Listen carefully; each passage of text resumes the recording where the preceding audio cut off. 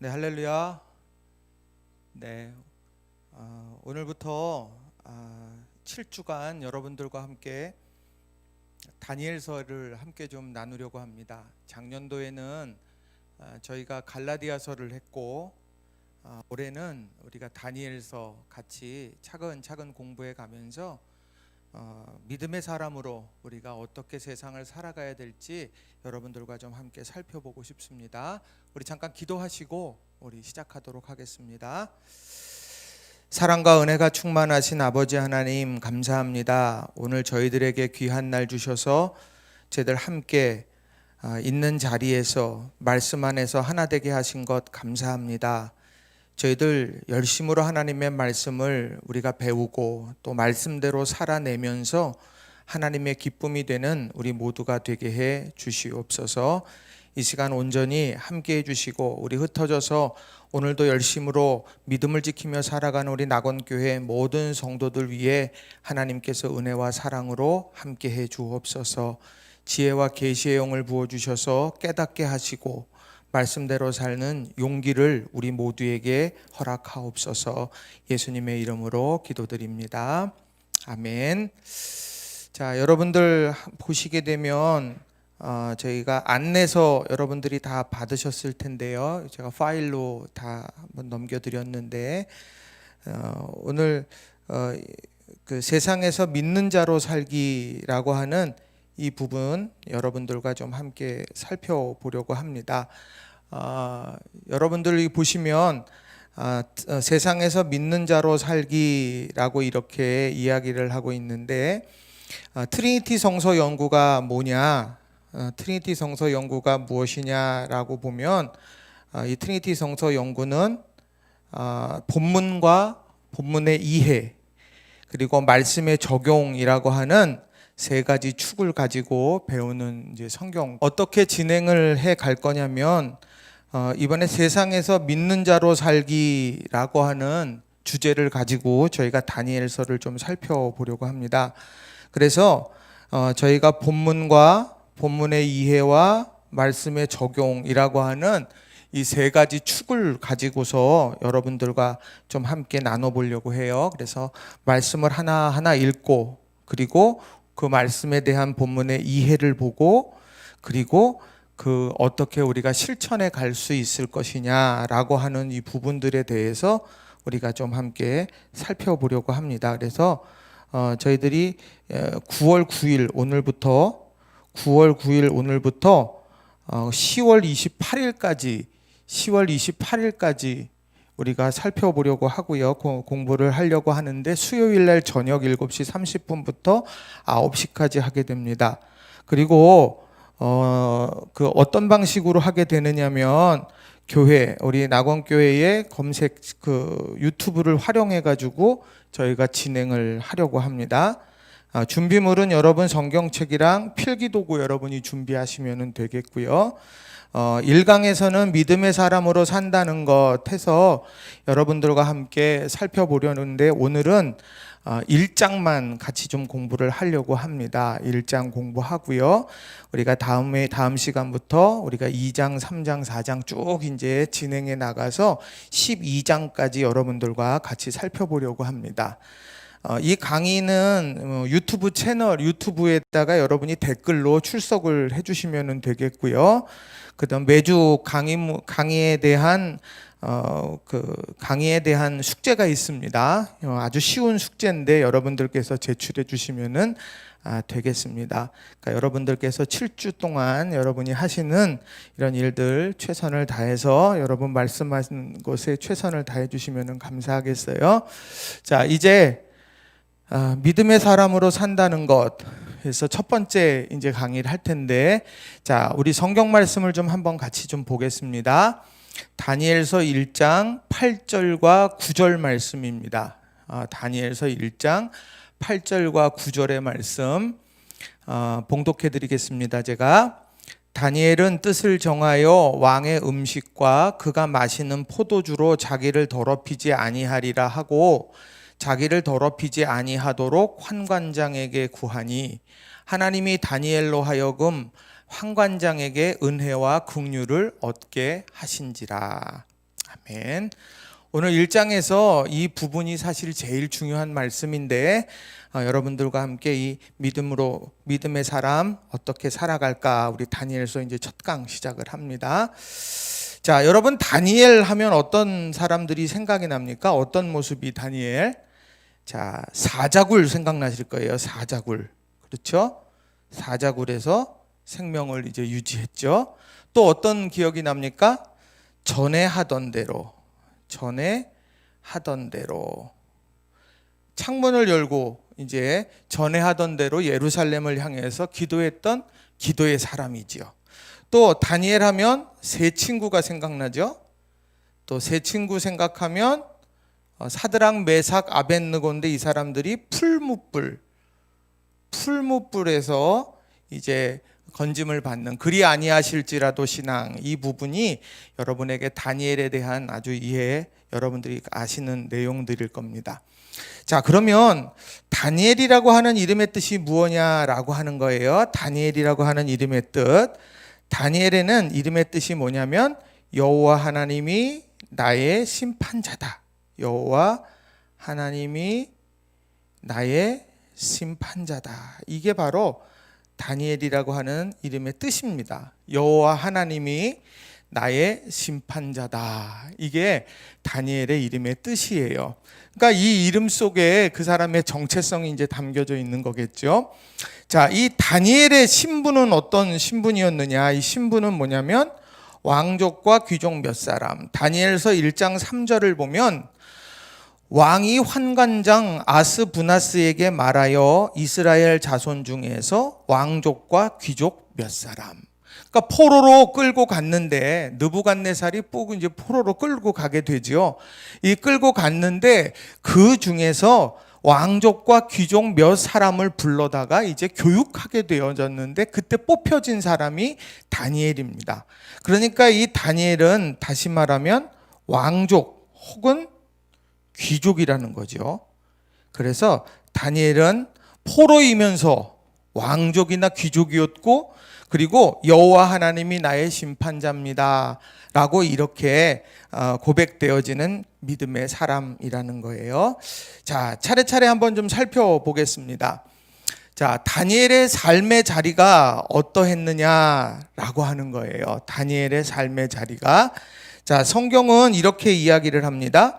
유다 왕 여호야김이 다스린 지 3년이 되는 해에 이제 포로로 끌려오게 될 때를 이제 이야기를 하고 있는 거예요. 자, 그런데 이 다니엘의 삶의 자리를 뭐라고 이야기를 하느냐면 민족의 영적 암흑기, 이게 둘로 설명을 할 수 있습니다. 민족의 영적 암흑기이고 또 영적으로도 그렇지만 역사적으로도 암흑기였다는 거예요. 영적으로도 암흑기였고 역사적으로도 암흑기였습니다. 자, 왜 민족의 영적인 암흑기일까? 그걸 좀 여러분들과 좀 살펴보고 싶어요. 자, 유다 왕 여호야김이 다스린 지 3년이 되던 해 이렇게 이야기하는데, 자, 여호야김이라고 하는 이것이 중요합니다. 왕에 대한 이름이 있어요. 성경에 보면 하나님이 기뻐하시는 왕이 있었죠. 그 기뻐하는 왕이 누굽니까? 다윗 왕이었습니다. 그래서 다윗 왕의 길, 그러면 하나님이 기뻐하시는 길이었어요. 근데 반대로 여로보암의 길이 있습니다. 이 여로보암의 길은 하나님께서 싫어하시는 길이에요. 그래서 다윗의 길 그리고 여로보암의 길, 이 두 가지의 길이 있었습니다. 그러니까 이게 나라가 얼마나 강성하냐, 오늘로 말하면 GDP 얼마나 크냐, 이게 중요한 게 아니에요. 성경에서 하나님 마음에 합한 사람이 걷는 길, 왕이 다윗의 길이고 여로보암의 길은 하나님이 기뻐하시지 않는 길이었다고 하는 거죠. 자, 여호야김은 어떤 길을 걸어갔을까요? 자, 어떤 길을 걸어갔느냐 보면 역대하 36장 5절에 나오는 말씀을 보면 그가 왕 위에 오를 때 나이가 25세였는데 11년 동안 나라를 다스렸는데 어땠느냐? 하나님 여호와 보시기에 악을 행하였다. 그래서 악을 행하였다, 여로보암의 길을 걸었던 사람입니다. 자, 그러니까 여호와께서 보시기에 악한 길을 걸었는데 정말 중요한 건 뭐냐? 이 여호야김의 아버지가 되는 요시야가 있었어요. 근데 이 요시야는요, 다윗의 길을 걸었던 사람이더라는 거죠. 자, 열왕기하 23장 25절을 보시게 되면 요시야와 같이 마음을 다하며 뜻을 다하며 힘을 다하여 모세의 모든 율법을 따라 여호와께로 돌이킨 왕은 요시야 전에도 없었고 후에도 그와 같은 자가 없었다. 이렇게 이야기를 합니다. 여호와께로 돌이킨 왕은 요시야 전에도 없었고 후에도 그와 같은 자가 없었다. 이렇게 아주 극칭찬을 하게 되는 거예요. 그래서 저는요, 이 본문을 새번역 성경으로 한번 다시 봤어요.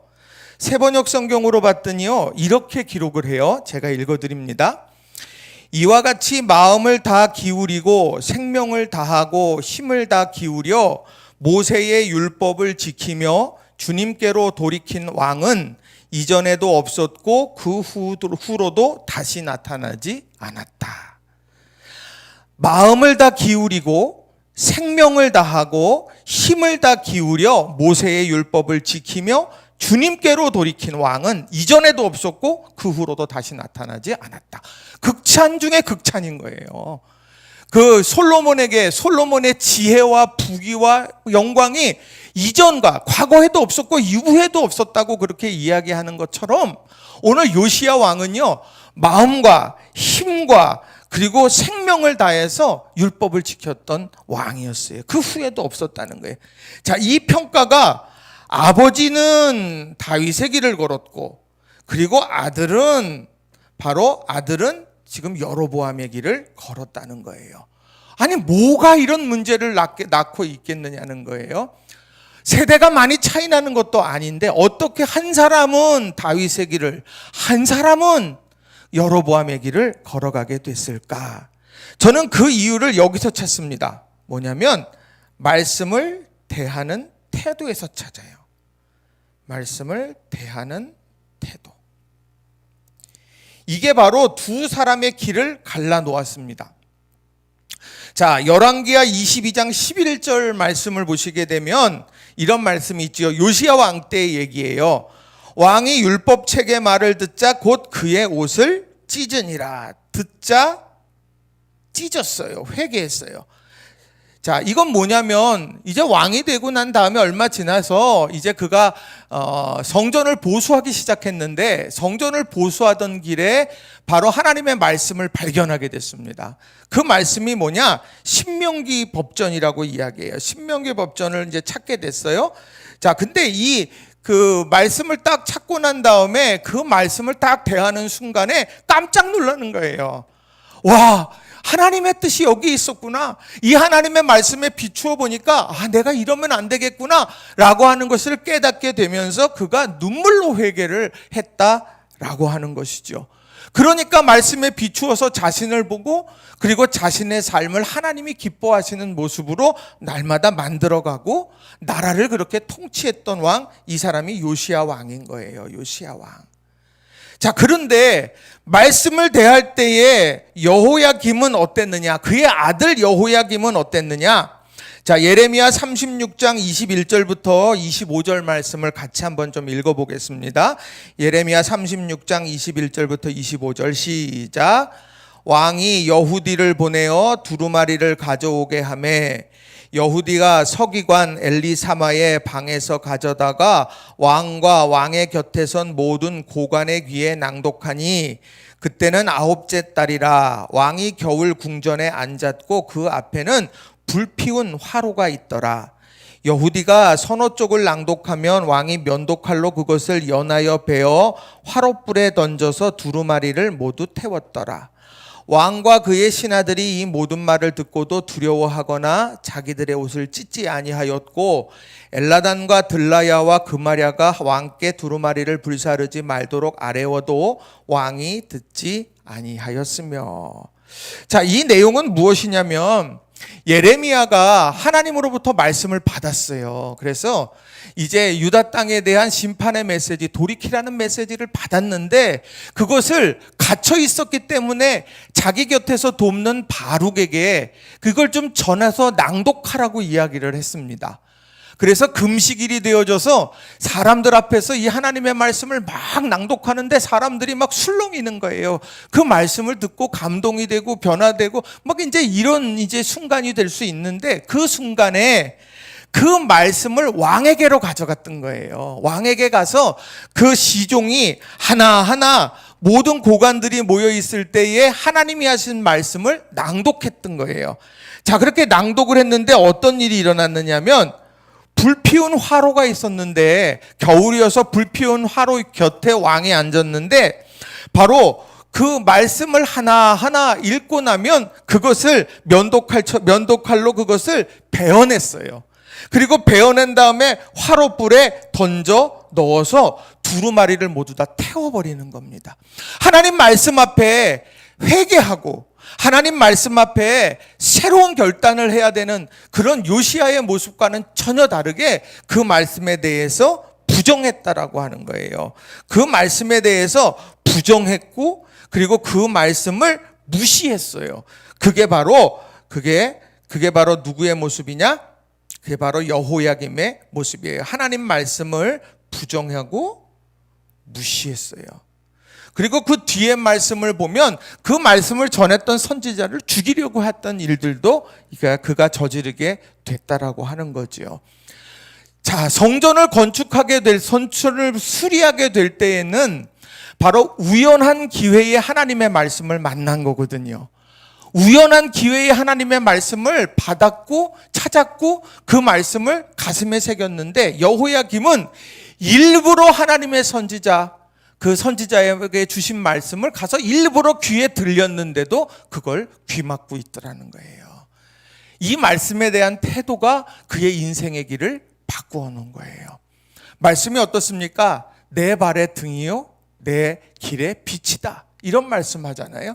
내 앞에 어두움을 밝혀주는 것이 말씀이고, 그리고 내가 걸어가는 그 여정 가운데 인도하는 빛이 된다는 것이 말씀인데, 여호야김은 그것을 부정했다라고 하는 거예요. 자, 우리가 이걸 기억해야 됩니다. 오늘 유다왕 여호야김이 다스린 지 3년, 그저 연대기적인 이야기처럼 들립니다. 그러나 거기에는 영적인 암흑기가 거기에 거기에 소개되고 있다는 거예요. 자, 말씀에 대한 태도가 어떠해야 되느냐? 저는 그때마다 이 데살로니가전서 2장 13절 말씀을 제가 늘 생각을 해요. 자, 여기에는 뭐라고 나옵니까? 이러므로 우리가 하나님께 끊임없이 감사함은 너희가 우리에게 들은 바 하나님의 말씀을 받을 때에 사람의 말로 받지 아니하고 하나님의 말씀으로 받음이니 진실로 그러하도다. 이 말씀이 또한 너희 믿는 자 가운데에서 역사하느니라. 아멘. 자, 오늘 이 말씀을 가만히 보세요. 데살로니가 교회에 하나님의 역사가 많았던 것 같아요. 자, 그런데 그 이유가 무엇이냐면, 말씀을 받을 때 사람의 말로 받지 아니하고 하나님의 말씀으로 받음이니라고 이렇게 이야기합니다. 하나님의 말씀이 전해졌을 때, 내게 주시는 말씀이구나. 아멘. 우린 이게 굉장히 우리에게 중요한 모습이더라는 거예요. 동탄에 가면 한 교회가 있죠. 동탄 시온교회가 있는데, 그 교회는요, 인사만 잘해도 먹고는 산다, 이렇게 써 있는 표어가, 그 교회 표어가 그래요. 인사만 잘해도 먹고는 산다. 전 그런데 이 데살로니가 교회 표어가 있었다면 뭐라 그랬을까? 아멘만 잘해도 문제없이 산다. 아멘만 잘해도. 아멘이 뭡니까? 하나님 그렇게 하실 줄 믿습니다, 이거예요. 강단에서 말씀이 선포되고 내가 하나님의 말씀을 붙들고 내가 그걸 읽고 묵상하면서 아멘, 아멘, 하나님 그렇게 하실 줄 믿습니다, 이렇게 고백하며 그렇게 살아갔던 교회, 그 교회의 역사가 일어나더라는 거예요. 여러분 삶에 기적의 역사가 일어나기를 소망한다? 여러분 아멘 한번 잘 해보세요. 아무 때나 아멘 하는 것 아니고요, 뭐 제가 오늘 뭐를 했습니다 아멘 그런 게 아니라 하나님 말씀 앞에 탁 내 마음에 이대로 되면 좋겠어요. 그럼 여러분 아멘, 아멘 이렇게 하셨으면 좋겠어요. 그래서 아멘이 늘 그치지 않는 우리 낙원재단이 되기를 주님의 이름으로 부탁을 드립니다. 자, 그러면 오늘 여기까지의 말씀 중에서 우리가 말씀을 실천해야 되는 것이 과연 무엇일까 생각해 봅니다. 자, 말씀의 실천 부분이라고 하면 바로 하나님의 말씀과 내 삶이 분리되어져서는 안 되는 거예요. 내 삶이 분리되어서는 안 된다. 하나님의 말씀은 말씀이고, 하나님의 말씀은 말씀이고, 내 삶은 내 삶이야, 이게 아니더라는 거예요. 오늘 우리가 영적인 암흑기를 걸었던 여호야김은 말씀과 삶이 분리됐죠. 그러나 요시야는요, 하나님의 말씀과 자신의 삶이 하나가 되어졌습니다. 이 말씀은 다시 말하면 뭐냐? 말씀이 내 안에서 작동하는가라고 하는 거예요. 내 안에서 작동하는가.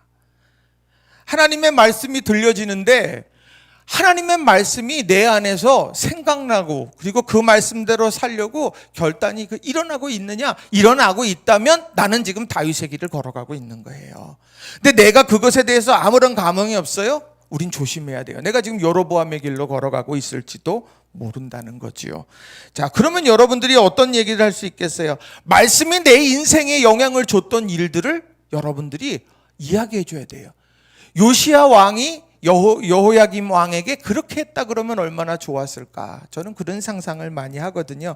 하나님의 말씀이 나를 움직였던 일들, 내가 하나님 말씀 때문에 포기하고, 내가 하나님 말씀 때문에 결단했던 일들을 여러분이 다시 한번 생각해 보면 좋을 것 같아요. 자, 두 번째로는요, 이제 민족의 역사적 암흑기였어요. 왜 역사적 암흑기냐? 왜 포로가 됐을까? 다니엘이 그걸 알아야 되기 때문이에요. 자, 다니엘서 1장 1절과 2절 말씀을 같이 한번 우리 읽어보겠습니다. 1절, 2절 시작. 유다 왕 여호야김이 다스린 지 3년이 되는 해에 바벨론 왕 느부갓네살이 예루살렘에 이르러 성을 에워쌌더니 주께서 유다 왕 여호야김과 하나님의 전 그릇 얼마를 그의 손에 넘기심에 그가 그것을 가지고 신할 땅 자기 신들의 신전에 가져다가 그 신들의 보물 창고에 두었더라. 아멘. 자, 왜 역사적 암흑기인가 이렇게 한번 보세요. 누가 쳐들어왔습니까? 바벨론의 왕 느부갓네살이 쳐들어왔어요. 자, 그가 뭘 가져갔습니까? 자, 그가 그 하나님의 전의 그릇들 얼마를 그의 손에 넘기심에 하나님의 전의 그릇들을 탈취해 갔어요. 그걸 어디로 가져갔느냐? 신할 땅 자기 신들의 신전에다 가져다가 그걸 갖다 놨습니다. 침략당했어요. 그리고 하나님의 전에 있는 그릇들을 빼앗겼어요. 그것이 신할 땅 자신들의 신전에다가 그것을 가져다가 보관하게 됐다는 거예요. 전리품처럼 그렇게 됐다는 거죠. 왜 이런 일들이 벌어졌을까라고 하는 거예요. 자, 오늘 옆에 보면 제가 박스에다가 뭐 이렇게 적어드렸습니다. 요시야 왕이 있고요, 여호아하스 왕이 있고 여호야김 왕이 있습니다. 이 사람들은 다 부자지간이에요. 요시야 왕의 아들들이에요. 여호아하스도 아들이고 여호야김도 아들입니다. 자, 그런데 587년에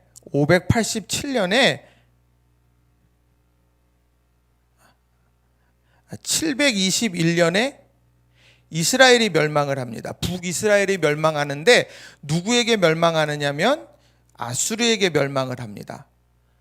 이 아수르가 이제 이스라엘을 완전히 이제 다 무너뜨리게 되는데, 그러면서 세력이 점점 커지게 되니까 북에서 지금 아수르가 내려오고 있으니까 남쪽에 있는 애굽 왕이 이제 그것에 대해서 이제 견제하게 됩니다.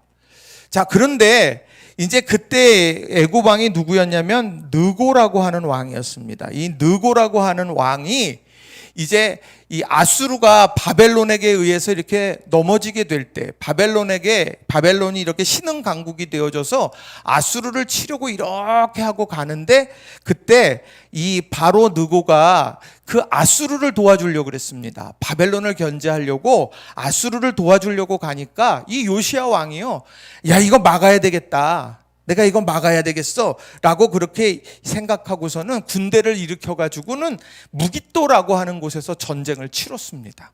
근데 누가 이겼느냐? 애굽이 이겼습니다.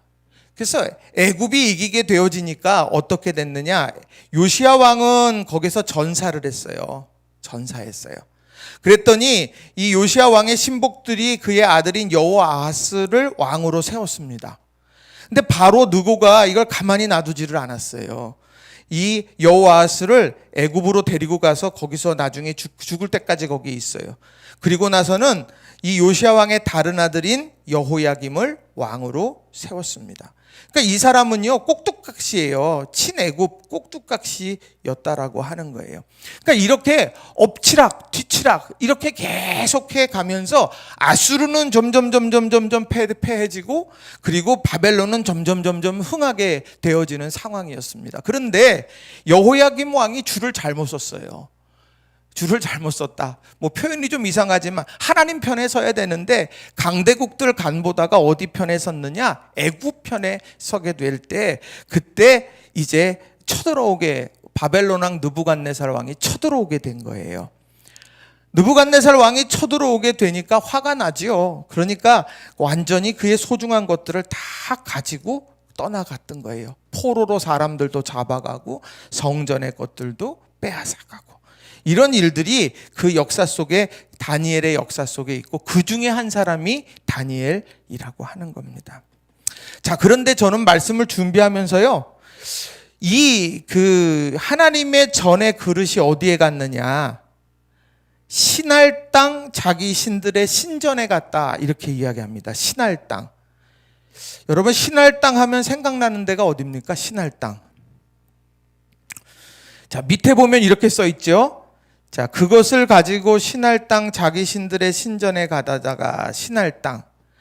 신할 땅이 뭐냐면 바벨탑이 올려졌던 곳이 바로 이 신할 평지였습니다. 이 신할 평지는요, 그래서 이 바벨탑. 그 바벨탑은 뭐예요?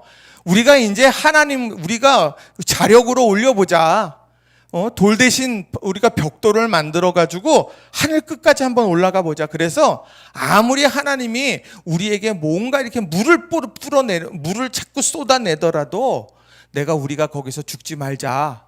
우리가 끄떡없이 있어 보자. 그래서 이 평지 위에다가 바벨탑을 이렇게 쌓아 올리게 된 거지요. 그런데 그것이 어떻게 무너졌습니까? 하나님이 언어를 흩으셨죠. 언어를 흩으시게 되면서 공사가 중단됐습니다. 그래서 거기는 유명무실하게 되어져 버렸어요. 그런데 오늘 이 신할 땅, 바벨론이라고 표현해도 될 텐데 신할 땅이라고 표현을 해요. 왜 그럴까? 오늘 바벨론이 지금 강성한 것 같이 보이지만 결국에는 이 바벨탑이 말도 안 되는 방향으로 하나님께서 이렇게 다가가시고 하나님께서 역사하시게 될 때 말도 안 되는 방법으로 모든 것이 허망하게 끝났듯이 바벨론도 그렇게 될 거다라고 그렇게 생각했다라고 하는 거예요. 그래서 성을 에워싸는 민족의 암흑기가 있었습니다. 민족의 암흑기. 그래서 주께서 그의 손에 넘기시게 되면서 이 성전의 그릇과 그리고 이런 포로된 사람들이 다 끌려가는 아픔을 경험하게 되어졌다라고 하는 거예요. 자, 그런 상황 속에서 오늘 우리가 기억해야 될 것이 무엇이겠느냐라고 하는 거예요. 자, 두 번째로 한번 이제 보세요. 세상의 유혹과 믿음의 사람들. 자, 1장 3절부터 7절까지에 나오는 말씀입니다. 자, 거기를 같이 한번 좀 읽어볼게요.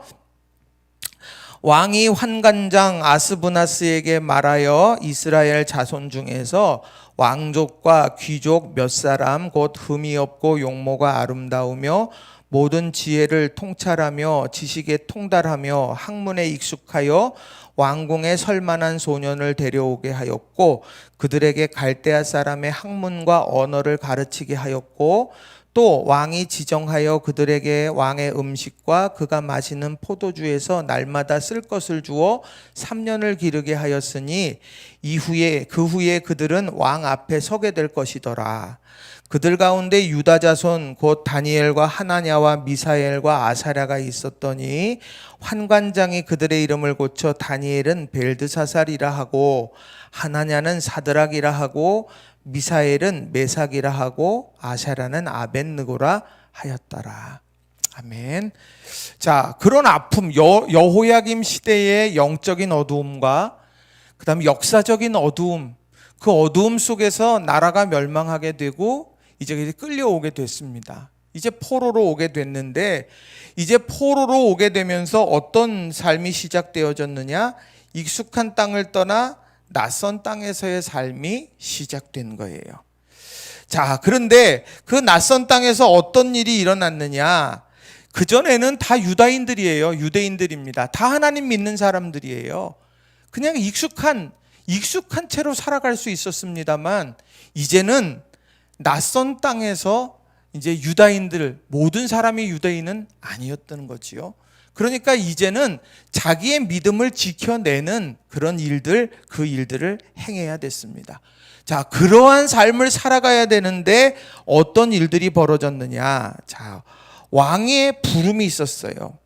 왕의 부름. 자, 왕이 이제 사람들을 부르기 시작했습니다.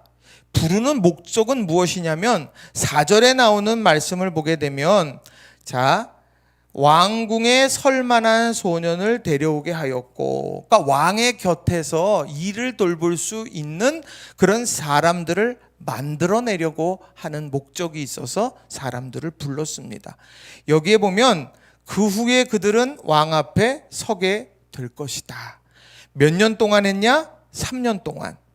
그러니까 왕이 포로로 잡혀갔지만 그 포로들 중에서 똘망똘망한 사람들, 그리고 능력 있는 사람들, 이런 사람들을 불러다가 왕궁에서 이제 왕을 위해서 일하도록 만들려고 3년 동안 이제 교육 과정을 개설하고 그 일들을 시작했다라고 하는 거예요. 자, 오늘 그 부름의 목적이 그래서 왕궁에 설만한 사람들 만들어내는 거예요. 자, 하나님의 사람들을 이제 왕의 사람으로 만들어가는 거죠. 자, 자격이 어땠는가 한번 보세요. 자, 이스라엘 자손 중에서 왕족과 귀족 몇 사람이라고 이렇게 이야기합니다. 자, 이건 뭡니까? 신분이에요. 자, 또 하나는 귀족 몇 사람입니다. 왕족과 귀족 몇 사람이에요. 모든 사람이 다 여기에 들어올 수 있는 것은 아니란 얘기죠. 그러니까 여기에 들어가면 어떠냐? 나는 탁월한 사람이야.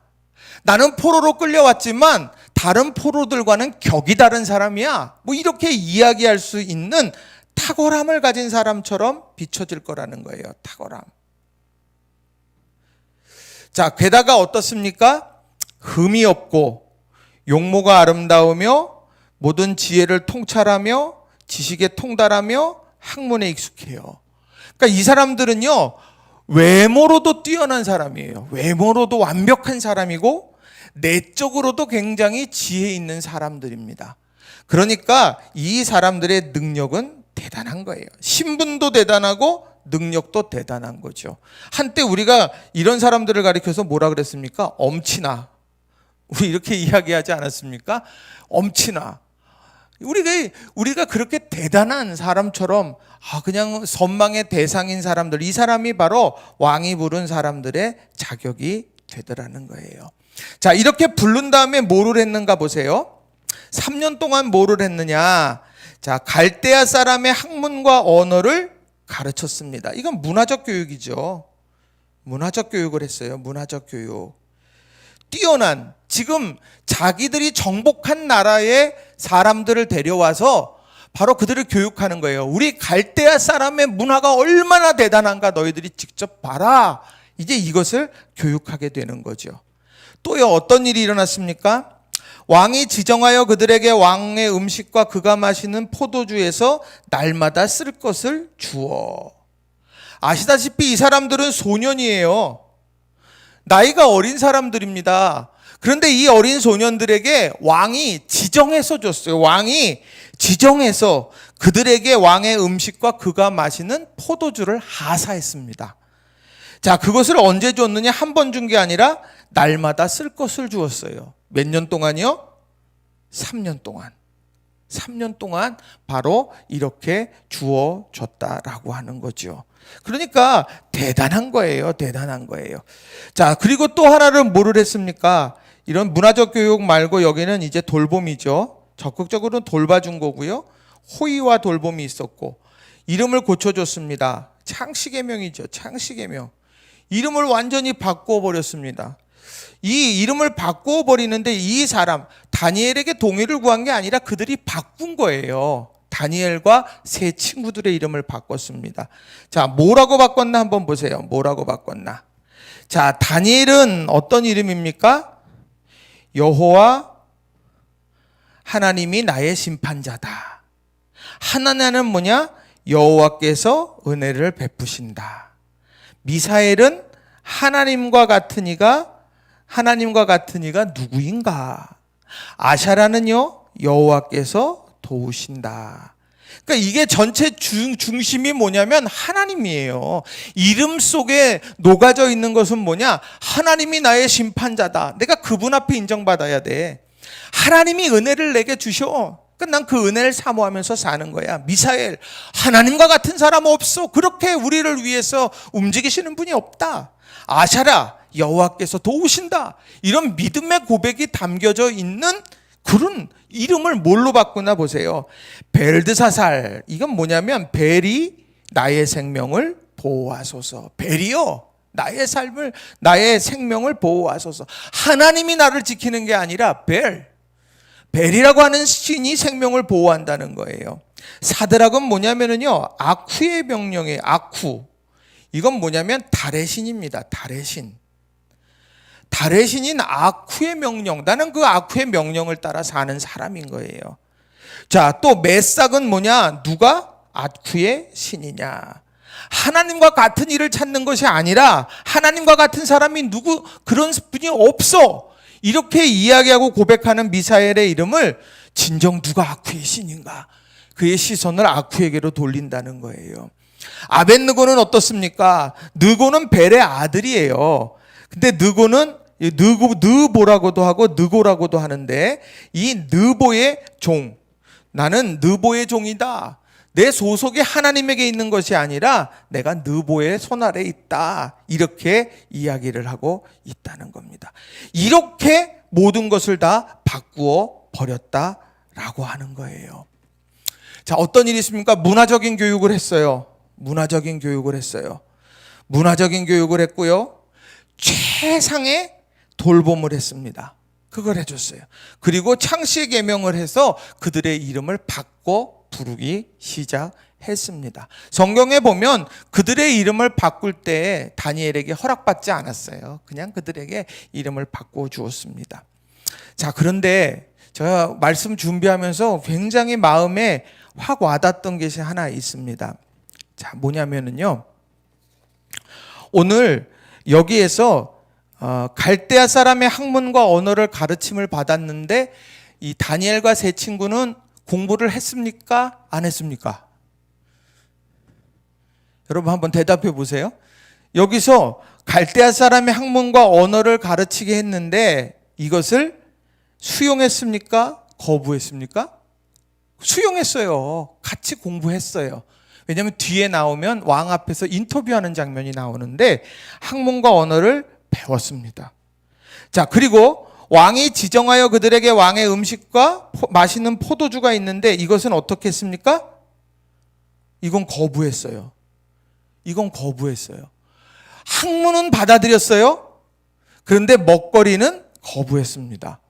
그리고 그들의 이름을 고쳤어요. 이건 뭐 그들이 그렇게 부르는 거니까.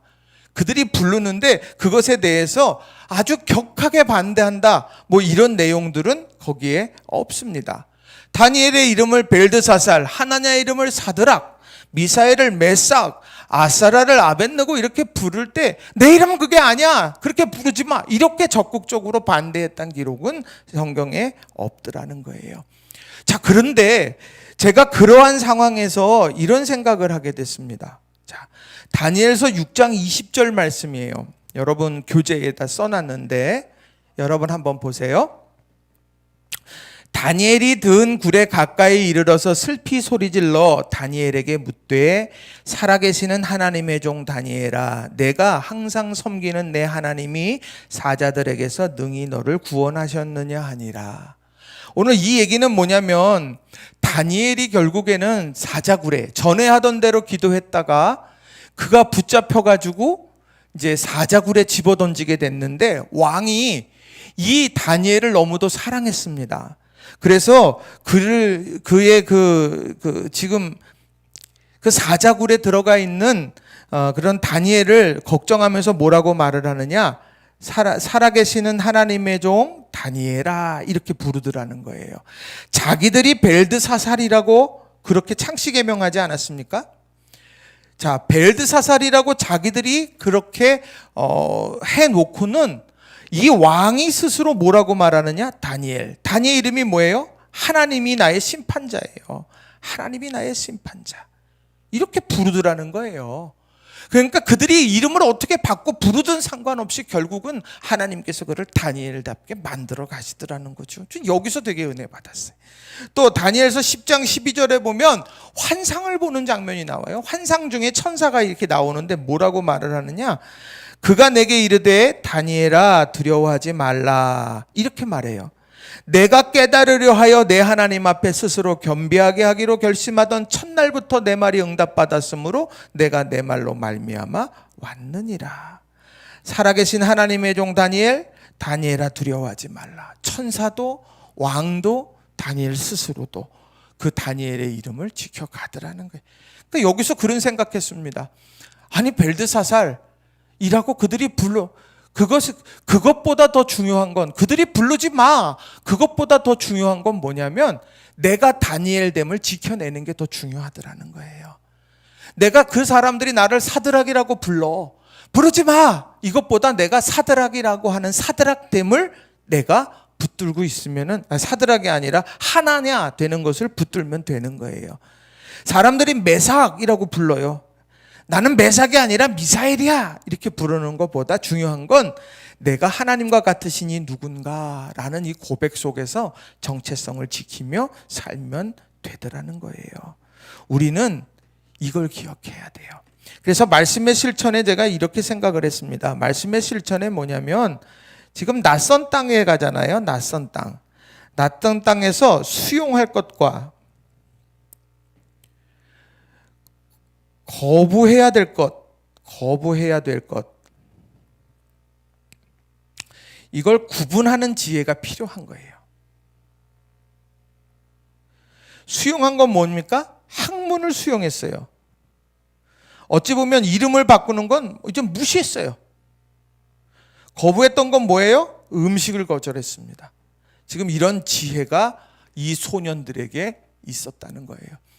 예수님께서 제자들을 보내시면서 그런 말씀하죠. 비둘기처럼 순결하고 그리고 뱀처럼 지혜로워야 된다. 세상에서 하나님 앞에는 순결해야 되고요, 세상의 여러 일들 앞에서는 뱀처럼 지혜로워야 됩니다. 그런데 어떤 일들이 벌어집니까? 바뀌어요. 하나님 앞에 뱀처럼 지혜로워요. 다 뽀록나지만 다 지혜로운 척해요. 그런데 세상 사람들 앞에서는 비둘기처럼 순결해요. 정말 중요한 건 뭐냐? 우리가 이런 구분하는 지혜가 필요하더라는 겁니다. 이걸 여러분들께서 꼭 기억하셨으면 좋겠어요. 자, 믿음의 사람들에 대한 반응이 이제 나옵니다. 믿음의 사람들에 대한 반응이 나와요. 자, 이제 이런 세 가지의 유혹이 있었잖아요. 세 가지의 중요한 일들이 있었죠. 학문을 배우게 했고, 음식을 줬고, 이름을 바꿨어요. 이게 지금 3년 동안 이루어지는 일들이에요. 3년 동안 이루어지면서 왕의 곁에서 이제 설 사람들을 만들어가는 거예요. 자, 그런 과정 속에서 믿음의 사람들이 어떻게 반응했느냐라고 하는 겁니다. 자, 1장 8절에 나오는 말씀을 보세요. 1장 8절 같이 한번 읽어보겠습니다. 시작. 다니엘은 뜻을 정하여 왕의 음식과 그가 마시는 포도주로 자기를 더럽히지 아니하리라 하고 자기를 더럽히지 아니하도록 환관장에게 구하니 라고 이렇게 말합니다. 자, 그 상황, 세 가지의 중요한 일들을 통해서 왕의 곁에서 서 있을 그런 관리를 만들어가는 과정에서 다니엘이 결심을 하더라는 겁니다. 다니엘이 뜻을 정하여. 자, 다니엘이 그러면 어떤 뜻을 정했느냐라고 하는 거예요. 자, 보시면 다니엘이 수용한 거는 학문이에요. 그가 거부한 거는 학문은 수용했어요. 음식은 거부했어요. 어찌 보면 창씨개명은 저는 무시했다는 표현을 써요. 무시했다. 부르든 말든 나는 내 정체성을 지키면 되는 거였어요. 자, 그런데 중요한 건 뭐냐? 다니엘이 뜻을 정한 것은 뭐에 대한 뜻을 정한 거냐? 음식에 대한 뜻을 정한 겁니다. 음식에 대한 뜻. 자, 다니엘이 음식을 거부한 이유가 도대체 뭘까요? 여러분들 다니엘서 많이 읽어보셨잖아요. 그때마다 여러분 왜 음식에 대해서 왕이 주는 이 음식을 왜 이토록 격하게 거부했을까? 두 차례에 걸쳐서 환관장에게 한 번 안 된다는 얘기를 듣고요. 그 다음에 환관장 아래에서 또 막 자기를 돌보는 사람들에게 또 부탁을 해가지고 열흘 동안 이제 채식을 하게 되면서 시험하게 되거든요. 자, 그런데 왜 다니엘이 그 음식을 거부했을까? 자, 레위기 11장에 나오는 말씀을 보시면은요, 여기에 음식의 규례가 있습니다. 그래서 이 음식의 규례가 있어서 믿음의 사람들이 먹어도 되는 것과 먹지 말아야 되는 게 있어요. 하나님의 백성들이 먹어야 되는 거, 먹지 말아야 되는 거는 돼지고기. 옛날에 살았으면 큰일 날 뻔했습니다. 돼지고기 이거 먹으면은 큰일 나요. 그리고 뭐 오소리, 뭐 이렇게 해가지고 먹지 말아야 될 것들이 쭉 이제 다 이제 그렇게 규례로 이렇게 돼 있습니다. 자, 질문 하나 해볼게요. 레위기 11장의 음식 규례 때문에 음식을 거부했을까요? 자, 그러면 자. 돼지고기는 안 됐죠. 돼지고기는 먹으면 안 됐어요. 근데 소고기는 돼요. 자, 예를 들면 그렇다고 하면 오늘 왕이 주는 것 중에서 돼지고기는 안 먹고 소고기는 먹어도 되는 것 아닙니까? 그래도 되는 거예요. 자, 또 하나 보세요. 오늘 왕궁에서 지금 그 포로로 잡혀가서 지금 3년 동안 교육을 받고 있는 사람들이 많아요. 그런데 이 음식의 규례 때문이라고 하면 모두가 다 알아서 나도 안 됩니다, 나도 안 됩니다 그럴 수 있을 거예요. 그런데 오늘 오늘 여기에 나오는 다니엘과 세 친구만이 이 음식에 대해서 거부하는 일들을 행했다라고 하는 거예요. 그러니까 이것은요, 레위기 11장에 나오는 말씀 이 음식의 규례 때문은 아니라고 하는 거예요. 자, 그리고 또 하나 보시면은요, 본문에 보면 다니엘이 모든 음식을 거절하지 않았어요. 왕이 주는 이 음식 이걸 거절을 했는데 뭐를 대신 요청을 합니까? 물과 포도주, 채식과 포도주를 원했습니다. 포도주가 아니라 채식, 물과 채식, 이 채소를 원했어요. 왜 그렇습니까? 물과 채소, 채식주의자입니까? 난 채식주의자니까 내가 그거를 먹을 겁니다 라고 그렇게 하는 걸까요? 아니요. 오늘이요, 여기에서 사실은 음식 규례에 따르면 포도주는 허가가 돼요. 포도주는 오케이가 됩니다. 그런데 오늘 다니엘은요, 이 포도주를 거부합니다. 그러니까 음식의 규례는 아닐 거라는 거예요. 그렇다고 하면 왜 거부했을까? 음식의 규례가 담긴 레위기 11장의 일이 아니라고 한다면 우리가 미루어 짐작할 수 있는 것이 무엇일까? 그것은요, 바로 왕의 음식과 그가 마시는 포도주가 갖는 의미가 있다는 거예요. 자, 오늘 한번 여러분 같이 보세요. 다니엘서 1장 5절에 보세요. 왕이 지정하여 그들에게 왕의 음식과 그가 마시는 포도주에서 날마다 쓸 것을 주어 3년을 기르게 하였으니, 왕의 음식과 그가 마시는 포도주 이렇게 표현해요. 다니엘서 1장 8절을 보세요. 다니엘은 뜻을 정하여 왕의 음식과 그가 마시는 포도주로 자기를 더럽히지 아니하리라 이렇게 말해요. 또 다니엘서 1장 13절도 보세요. 당신 앞에서 우리의 얼굴과 왕의 음식을 먹는 소년들의 얼굴을 비교하여 보아서 왕의 음식을 먹는 소년들 이렇게 표현하고, 다니엘서 1장 15절도 보시면 열흘 후에 그들이 얼굴이 더욱 아름답고 살이 더욱 윤택하여 왕의 음식을 먹는 다른 소년들보다. 자, 여기에서 뭔가 좀 감이 오지 않으세요? 왕의 음식, 왕의 음식, 왕의 음식, 왕의 음식. 오늘 중요한 것은요, 왕의 음식을 지정해서 음식과 포도주를 먹는다라고 하는 이것이 갖는 의미가 남다르다는 거예요. 이것은요, 왕과 식탁을 함께 한다는 거예요. 지금 왕과 나란히 앉아가지고 겸상하는 건 아니에요, 지금. 그렇지만 왕이 지정해서 왕의 음식과 왕이 먹는 포도주를 내려줬다는 것은 너와 내가 하나다 라고 하는 뜻을 가지고 있는 거예요. 그래서 이 의미는 첫 번째는 뭐냐면 특혜받은 자라는 거예요. 특혜. 포로로 끌려왔어. 근데 아니다. 너는 이 왕과 이 바벨론의 왕과 하나야. 특혜를 받는 거예요. 또 하나는 무엇이냐면 왕이 특별히 살피는 사람이에요. 특별히 살피는 사람. 왕에게 특별한 존재란 이야기죠. 세 번째는 뭐냐면요, 왕과 함께하는 자. 이게 뭐냐면 운명 공동체라는 거예요. 운명 공동체. 주군이에요. 그리고 주군인 동시에 그와 함께 생과 사를 같이 하겠다고 하는 것, 이게 바로 오늘 왕의 음식 그리고 그가 마시는 포도주를 함께 먹는 것이 갖는 의미가 되다는 거예요. 이걸 거부한 거예요. 오늘 다니엘은요, 제 친구들은 이걸 거부한 거예요. 우리가 비록 포로되었기 때문에 이곳에 와 있지만, 그러나 내가 운명을 같이 하고 나를 살게 하고 나의 주권자가 되시는 분은 하나님이다. 왕의 음식이 갖는 고기가 되어졌든지 산의 진미가 되어졌든지 나는 그것 때문에 하나님을 뒤로 하는 사람들이 아니다. 오늘 여기에서 채식과 물을 먹었다고 말합니다. 이건 뭐겠습니까? 최소한의 생존이에요.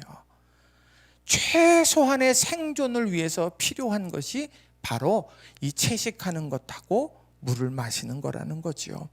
그들은 같이 포로된 사람들, 어찌 보면 그 사람들 중에서 탁월하게 뽑히고, 그리고 포로된 땅에서 입신양명해서 왕의 곁에서 부귀영화를 누릴 수 있는 기회 속에서도 나는 그렇게 살지 않습니다. 다만 3년 동안만 눈 지그시 감고 나면 내가 그 이후에 이렇게 하지 않아도 되는데, 3년 동안만 내가 참으면 되는데, 아니요. 그들에게는 3년 동안이 아니라 단 한순간도 그래서는 안 됐던 거예요. 그래서 왕의 음식과 왕이 내린 포도주, 그것을 거절하게 됐던 거죠. 바로 그것의 뜻을 정한 겁니다. 오늘 다니엘이 정한 뜻은 바로 그거예요. 바로 내가 이방 땅에 살지만 난 하나님의 사람으로 살아가겠다. 내 생활의 방식은 이방 땅에서도 여전히 하나님 중심이다. 이렇게 고백하고 있다는 거예요. 자, 이 공부를 준비하면서요, 김근주 교수님이 쓴 다니엘처럼이라고 하는 책이 있는데 거기에 이런 글이 있어요. 제가 좀 읽어드릴게요. 바벨론에 끌려와서 살게 되었고 바벨론의 관리로서 양성되는 것을 피할 수는 없지만 바벨론의 풍요와 기름짐에 젖어드는 삶은 거부하기로 하였다. 단순히 청렴한 삶을 살겠다고 결정한 것이라기보다는 이방 땅에 살지만 음식과 포도주로 대표되는 바벨론식의 삶의 방식을 거부하기로 결정한 것으로 보아야 할 것이다. 왕의 음식을 먹고 왕의 포도주를 마시게 되는 것이 삶의 희망이고 바람이 되지 않게 하겠다는 뜻이다. 전 이게 제일 맞는 말인 것 같아요. 이방 땅에서 나는 뜻을 정하면서 사는가? 다니엘이 우리에게 주는 교훈입니다. 이 낯선 곳에서 로마에 가면 로마의 법을 따라야지, 우리가 그렇게 하면서 내 삶의 모든 정체성을 다 빼앗겨 버린다? 그건 정말 조심해야 될 일이에요. 우리는요, 바로 이런 정체성, 나는 누구의 사람인가? 나는 예수님의 사람입니다. 나는 크리스찬입니다. 라고 하는 이것을 여러분 가슴에 깊이 새기면서 믿음의 길을 걸어가는 저와 여러분이 다 되시기를 주님의 이름으로 간절히 부탁을 드립니다. 그래서 다니엘이 어떻습니까? 다니엘이 이제 그 뜻을 정하고 난 다음에요, 탄원하죠. 누구에게 구했느냐? 환관장에게 구했어요. 자기를 지금 교육하고 훈련하는 환관장. 이 사람에게 구했습니다. 이 사람에게 구했어요. 그 구하면서 내가 이런 부분들, 내가 왕의 음식이 아니라 채식을 하면서 내가 그렇게 해야 되겠다라고 그렇게 생각하고 환관장에게 구했습니다. 이제 그런 내용의 결과가 이제 다니엘서 1장 9절과 10절에 이제 나오게 돼요. 자, 다니엘서 1장 9절과 10절 말씀을 같이 한번 읽어보겠습니다. 하나님이 다니엘로 하여금 환관장에게 은혜와 긍휼을 얻게 하신지라. 환관장이 다니엘에게 이르되 내가 내 주 왕을 두려워하노라. 그가 너희 먹을 것과 너희 마실 것을 지정하셨거늘 너희의 얼굴이 초췌하여 같은 또래의 소년들만 못한 것을 그가 보게 할 것이 무엇이냐. 그렇게 되면 너희 때문에 내 머리가 왕 앞에서 위태롭게 되리라. 자, 여기 9절에 나오는 말씀을 보면 하나님이 다니엘로 하여금 환관장에게 은혜와 긍휼을 얻게 하신지라. 호의와 동정을 받도록 했다는 거예요. 호의와 동정. 바로 낯선 땅에서 이런 만남을 주시더라는 거죠. 정체성을 지켜나가려고 애쓰는 그에게 이런 사람을 보여줬어요. 그런데 호의와 동정이 넘지 못하는 선이 있더라는 거예요. 호의, 좋은 감정과 긍휼의 마음은 이 환관장에게 있을지 모르지만 환관장에게 가장 중요한 건 뭐냐? 나는 내 주 왕을 두려워해. 나는 하나님을 두려워하는 사람이 아니라 왕이 두려워. 그리고 너희 때문에 내 머리가 왕 앞에서 위태롭게 되는 것, 나는 그것을 감당할 자신이 없어. 호의와 동정이 있지만 바로 이렇게 적극적으로 협력하게 될 때 큰 벽이 생기더라는 거예요. 그게 세상에 살아갈 때 우리가 미리 예측하고 있어야 되는 겁니다. 우리는 아무 문제가 없어. 하나님께서 우리에게 은혜 주셔서 호의와 동정을 받게 됐으니까 모든 것에 아무런 뛰어넘어야 될 어려운 일들은 없을 거야. 아니요. 뛰어넘어야 될 일이 있습니다. 환관장에게서는 호의와 동정을 받았지만 그가 왕이 무섭고 자기의 생명이 위태롭게 될 거기 때문에 그것을 거절해요. 자, 그런데 그 다음에 어떤 일이 일어나는가 한번 보세요. 자, 다니엘의 두 번째 탄원이 나옵니다. 다니엘의 두 번째 탄원. 자, 11절에 보면 환관장이 다니엘과 하나냐와 미사엘과 아사라를 감독하게 한 자에게 다니엘이 말하되. 환관장에게서 한번 안 됐어요. 환관장에게서 NO 이렇게 됐어요. 그런데 그 뒤에 환관장이 다니엘과 하나냐와 미사엘과 아사라를 감독하게 한 사람, 그 사람에게 다니엘이 다시 말해요. 그러면서 뭐라고 말하느냐? 열흘 동안 시험하여 채식을 주어 먹게 하고 물을 주어 마시게 해다오. 그 다음에 왕의 음식을 먹은 소년들의 얼굴과 비교해보고 그래도 내가 그 다음에는 당신들이 보는 대로 종들에게 행해달라고 이야기합니다. 오늘 바로 다니엘의 위대함은 뭐냐면 바로 이 부분이에요. 환관장에게서 막혔어요. 포기하지 않았어요. 낯선 땅에서. 환관장이 또 맡겨준 그 사람에게 바로 자신의 이런 뜻을 전하더라는 거예요. 거기에서 길이 열리더라는 거예요. 환관장에게 호의를 받고 동정을 받으니까 이 사람으로부터 뭔가 일어날 것이다 생각할지 모르겠어요. 그런데 오늘 진짜 역사는 어디에서 일어나느냐? 바로 환관장이 다니엘과 하나님 미사엘과 아사라를 감독하게 한 자, 이 사람을 통해서 이런 일들이 이루어지기 시작하더라는 거죠. 자, 그래서 시험해 보라고 이야기했고 비교해 보라고 얘기했고 그리고 당신의 종들에게 행하소서. 이게 바로 저는 그리 아니하실지라도 신앙. 결과는 하나님 앞에 맡기는 거예요. 그리고 시험해요. 같은 조건, 왕의 음식을 먹는 사람. 바벨론의 삶의 방식이죠. 삶의 방식. 그런데 나는 채소와 물만 먹어요. 이렇게 하면서 신앙을 지키려는 사람. 여기에서 중요한 건 내가 뭘 먹느냐, 이거보다 그 안에 담겨 있는 의미가 중요한 거예요. 왕의 음식을 먹지 않는 이유는 나와 왕이, 바벨론과 내가 하나가 된다라고 하는 것을 거절하는 거거든요. 그 의미로 이런 일들을 이루어 갔어요. 근데 이게 어떤 사람이 했느냐? 소년이 하더라는 거예요. 소년이 이런 일들을 해가게 됩니다. 장년도 아니고 노년도 아니고 소년들이, 그것도 포로로 잡혀가 있는 이 사람들이 이 일들을 하더라는 거예요. 대단한 일 아닙니까? 우리의 자녀들을 위해 기도할 때 다니엘처럼 우리가 성장하게 해주세요 라고 기도할 때 뜻을 정하는 사람이 되는 것. 내 삶의 방식이 하나님의 방식이 되기를, 세상의 방식이 아니라 하나님의 방식이 되기를. 세상에서 돈 많이 버는 자수성가 얼마나 좋고 부러워합니까? 그렇지만 그 자수성가가 믿음의 사람들의 방식에서는 하나님의 뜻을 이루는 그런 거룩한 부자가 되는 거 아닙니까? 우리가 세상은 내가 재미나고 행복하게 살기 위해서 건강해야 돼요. 그런데 우리 믿음의 사람들은 하나님의 사명 감당하기 위해서 건강하게 된다라고 하는 것이죠. 그 방식이 달라요. 오늘 우리가 우리의 자녀들을 가리키면서 우리 자녀들에게 다니엘처럼 세상의 방식이 아니라 하나님의 방식을 굳게 세우는 사람이 되라. 결과는 하나님 앞에 맡기고 포기하지 않고 도전하는 사람이 되라. 환관장에서 막혔지만 환관장이 또 위탁한 사람에게 또 이야기하면서 결국에는 자신의 뜻을 이루어가는 의지의 사람이 되라. 우리가 이런 믿음의 꿈을 가지고 양육해가는 저와 여러분이 다 되시기 바랍니다.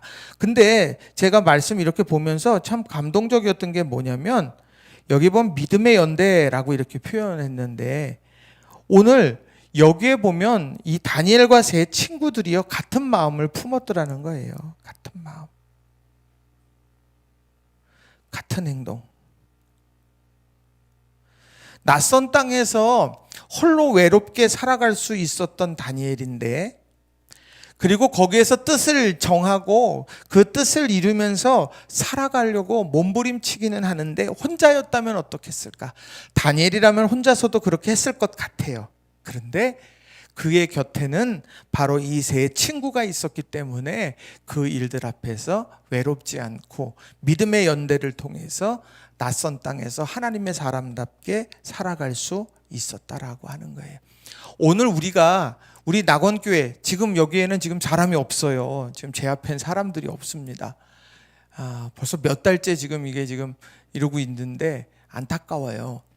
자, 그런데 믿음의 연대라는 것이 뭡니까? 우리가 뭐에 하나가 되는지를 생각해 봐야 돼요. 우리가요, 세상의 관심들의 하나가 되는 게 아니에요. 믿음의 공동체는 하나님의 뜻에 하나가 되는 거예요. 뜻을 정한다. 세상의 방식이 아니라 하나님의 방식대로 살겠다. 이런 것 앞에 뜻을 같이 하는 것, 이게 바로 믿음의 공동체의 모습입니다. 우리 낙원재단이 우리가 그런 아름다운 재단으로 더욱더 하나님의 뜻 앞에 일치되게 나아갈 수 있는 우리 낙원재단이 되고, 또 하나님이 귀히 쓰시는 그런 믿음의 우리 성도님들이 다 되시기를 간절히 바랍니다. 자, 그랬더니 어떤 일들이 벌어집니까? 시험과 결과. 자, 그가 그들의 말을 따라 열흘 동안 시험하더니, 그들의 말을 따라 열흘 동안 시험했어요. 그리고 시간이 지났죠? 그 다음에 비교했어요. 시험했고 비교했어요. 자, 그랬더니 어떻습니까? 다른 소년들보다 더 좋아 보인지라, 이렇게 이야기합니다. 여기에서 중요한 것은 무엇일까요? 더 좋아 보인지라, 이 말은 무엇일까? 왕의 음식이 나를 살리는 게 아니에요. 그게 아니라 하나님을 향한 믿음이 나를 살리는 거예요. 이게 얼마나 감동적인 말입니까? 왕의 음식, 산의 진미를 먹으면 뽀샤시하고 통통하고 그렇게 하고 얼굴도 윤기가 자라라 흐르고 그래야 맞는 것 아닙니까?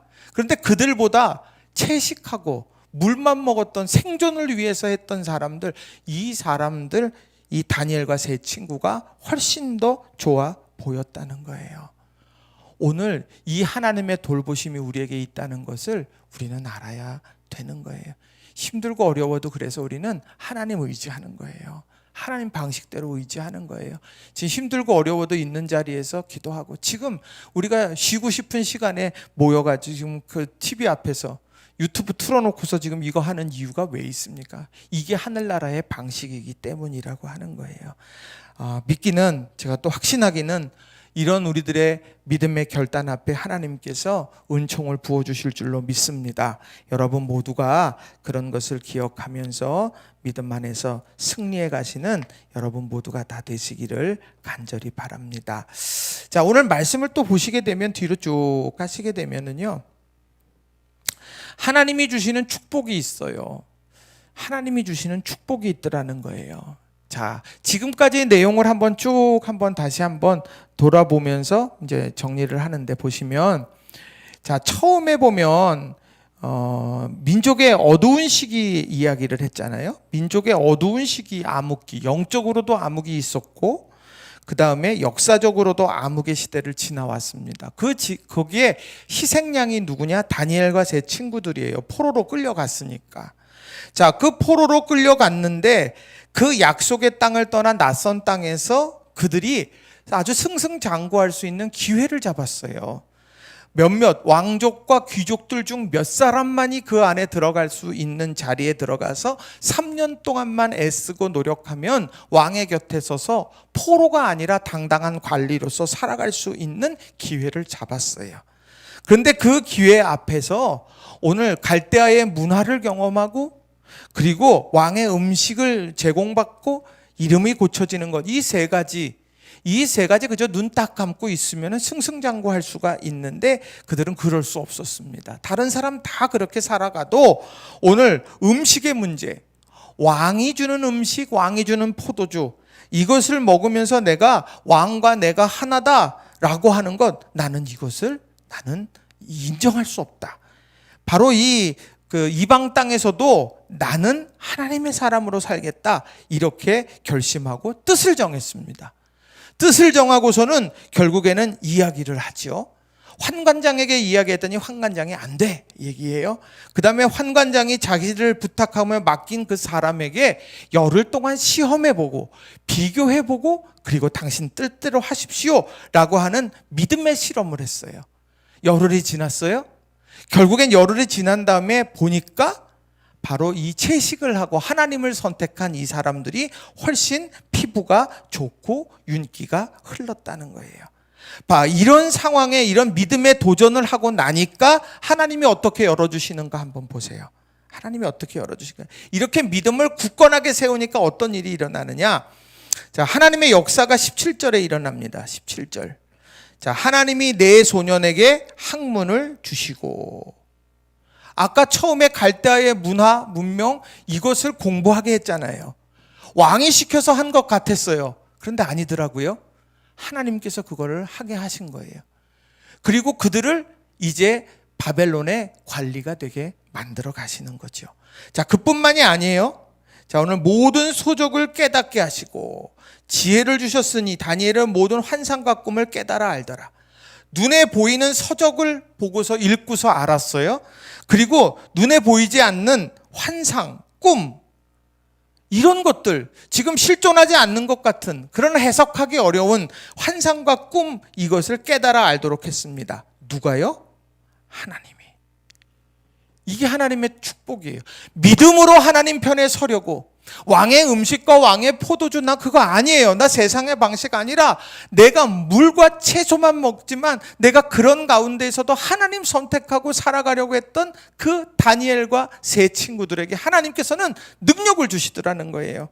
학문도 주시고 서적을 깨달아 알게 하시고 꿈과 환상도 그가 깨달아 알도록 그렇게 만들어 가시더라는 거죠. 자, 그런 다음에 어떻게 하느냐? 왕 앞에 서게 하셨어요. 왕 앞에 서게 하셨어요. 왕 앞에 서서 무엇 합니까? 자, 불러드릴 기한이 찼으므로. 이게 언제입니까? 불러드릴 기한이 찼어요. 이게 3년이겠죠. 자, 불러들일 기한이 찼어요. 환관장이 그들을 느부갓네살 왕 앞으로 데리고 갑니다. 자, 그들이 말하여서 봅니다. 무리 중에 다니엘과 하나냐와 미사엘과 아사랴 같은 자가 없으므로 그들을 왕 앞에 서게 하고, 채식만 먹었지만 누가 봐도 이 사람들이 제일 윤택하다 이렇게 생각하는 거예요. 그들을 추천합니다.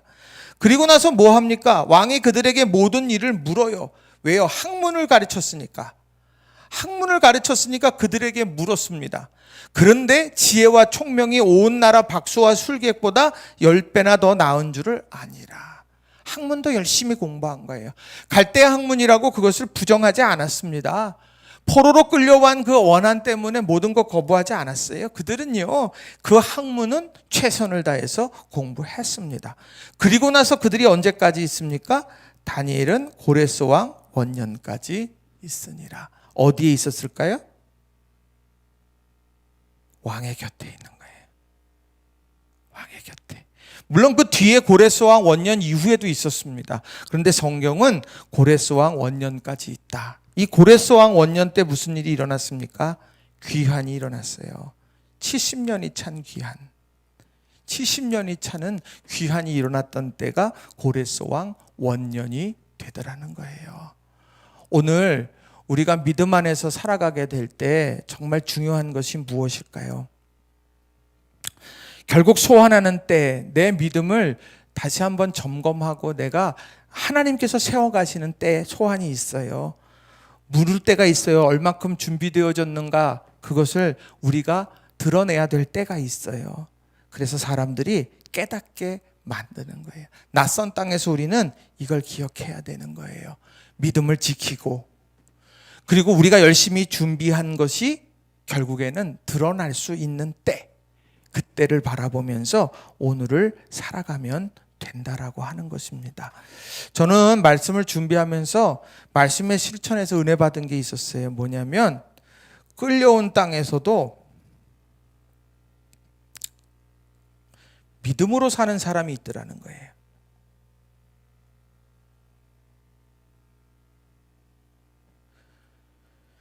끌려온 땅은 뭡니까? 내가 원하지 않던 곳이에요. 내가 원하지 않는 거예요. 원하지 않는 곳. 그런데 그곳에서도 믿음의 사람들이 있더라는 거예요. 생각지도 않았던 사람들이 있어요. 또 그와 더불어 뭐를 했냐? 우리를 더럽히게 하는 것도 있더라는 거예요.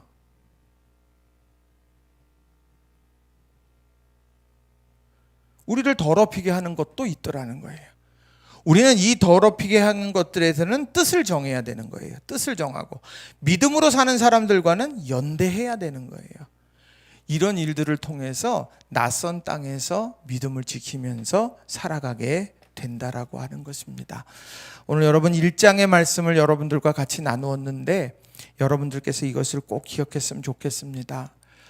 우리가 세상 이 바벨론에서 살아가고 있는 이런 다니엘과 제 친구들의 모습을 보면 오늘 우리의 모습과 똑같은 것 같아요. 지금 코로나19로 인해서 뭐 기독교에 대한 여러 사람들이 비난과 원성이 굉장히 많습니다. 우리는 나름대로 열심히 최선을 다한다고 그렇게 하는데 그것이 참 쉽지 않아요. 오늘도 열심히 또 마스크 스트랩 이제 남은 끈들 가지고 이제 그걸 열심히 우리 전도사님이랑 또 이제 만들어서 우리 밑에 4층에 있는 태인기기 이제 거기 장로님에게 전달을 해드렸어요. 우리 같이 이 빌딩에서 살아가시니까 그렇게 드렸더니 아주 사람들이 너무너무 좋아한다고 이제 그런 이야기를 이렇게 이제 이야기를 들었습니다. 이제 그런 거 보면 그냥 우리가 작지만 있는 자리에서 최선의 노력을 다하면서 그렇게 살면 되는 것 같아요. 그런데 때때로 보면 뜻을 정하는 때가 있더라고요. 우리들에게 믿음의 유혹과 위협을 하는 때가 있어요. 근데 그런 때에 우리들이 어떻게 뜻을 정하느냐, 그게 바로 축복으로 나아가는 관문이 되더라고요. 여러분, 세상에서 왕의 음식과 왕이 내려주는 포도주에 모든 거 걸지 마세요. 그거는 보리밥풀입니다. 그것은요, 우리를 넘어뜨리는 올무가 될 수 있습니다. 우리가 그것이 중요한 게 아니라 물과 채식만 먹더라도 우리가 하나님께서 우리가 하나님의 길을 걸어가게 될 때 믿음을 지키면서 우리가 살아가게 될 때 주님께서는 결국에는 왕 앞에 서게 하고, 결국은 왕이 질문할 때 대답하게 하시고, 그리고 고레스 왕 원년까지 그 자리에서 우리가 사명 감당할 수 있도록 하나님이 기회 주시더라는 거예요. 이걸 여러분들께서 기억하시고 우리 믿음 안에서 살아가는 우리 성도님들이 다 되시기를 바랍니다. 오늘 첫째 날인데 이제 저도 좀 적응이 안 되네요. 저도 좀 적응이 안 돼서 저도 좀 더 숙달하고 또 여러분들과 더 이제 가깝게 또 하나님 말씀 안으로 더 들어갈 수 있도록 그렇게 하도록 하겠습니다.